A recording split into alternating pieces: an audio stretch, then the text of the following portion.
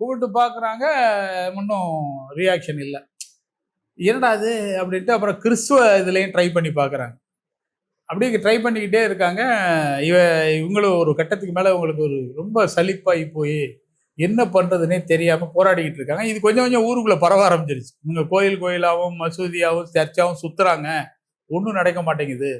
இப்போ இந்த நமக்கு திடீர்னு ஒரு மைண்டு சரியாயிட்டா தற்காவுக்கு போகல, அந்த மாதிரி ஒரு நம்பிக்கை தான். நம்ம சாமிகிட்ட சொல்லி பார்த்தா கேட்க மாட்டேங்குது, சரி அங்கே போய் பார்ப்போம் அப்படின்னு. இது மாதிரி ஒரு நம்பிக்கையில் அவங்களும் எல்லா சாமியும் கும்பிட்டு பார்த்துட்டாங்க.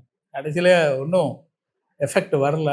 இப்போ என்ன பண்ணுறது தெரியாத பொழுது மிகுந்த வருத்தத்தோடு அவருடைய கணவர் துபாயிலேருந்து வர்றாரு. இதெல்லாம் கோயில் கூட சுற்றுறாரு, சர்ச்சுக்கு போகிறாங்க, திரும்ப அன்னதானம் பண்ணி பார்க்குறாங்க. திரும்ப யாருக்காவது ஏதாவது பண்ணி கொடுத்தா, கிஃப்ட் கொடுத்தா, எல்லாமும் பண்ணியாச்சு. ஒன்றும் அவங்கள்ட்ட டாக்டர்கிட்ட செக் பண்ணால் அவங்களுக்கு ஒன்றும் பிரச்சனை இல்லை, வரும், ஆனால் ஏன்னு தெரியலன்ட்டு ஏதோ ஒரு குறை என்னன்னு கண்டுபிடிக்க முடியும். அப்போ தான் அவங்க வீட்டுக்கு ஒரு வேலைக்கு ஒருத்தர் வர்றாரு, இந்த புலையர் இனத்தை சேர்ந்தவர், ஒரு தாழ்த்தப்பட்ட இனத்தை சேர்ந்த அவர் வர்றாரு.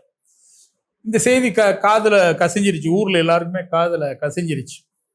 இப்போ என்னன்னா இவர் கேட்குறாரு, ஏமா என்ன பிரச்சனை உங்களுக்கு? இல்லை வேறு அவர் சொல்கிறார், என் மனைவி ஒவ்வொரு லீவுக்கு வந்துட்டு போகிறேன், மனைவிக்கு எப்படியாவது குழந்தை பேர் கிடைக்கணும் ட்ரை பண்ணோம், நடந்ததெல்லாம் சொல்கிறார். என்ன வேண்டுதல் வச்சாலும் நடக்க மாட்டேங்குதே.